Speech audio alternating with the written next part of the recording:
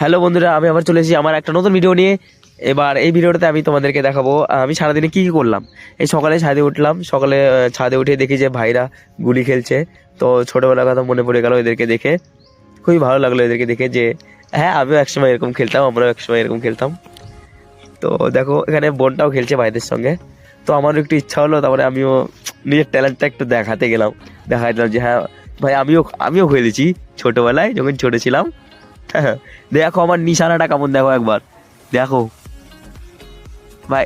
মানে কখনো কখনো না, মানে চুকে যায়, কোনো ব্যাপার না। বড় বড় প্লেয়ার কখনো কখনো এরকম হয়ে যায়।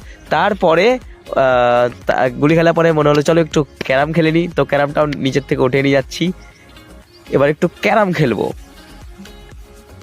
তো ক্যারাম খেলা এখন স্টার্ট হবে, দেখো ভাই লোক। আর বলে দিই বন্ধুরা, আমি ক্যারামে এক্সপার্ট, মানে প্রো।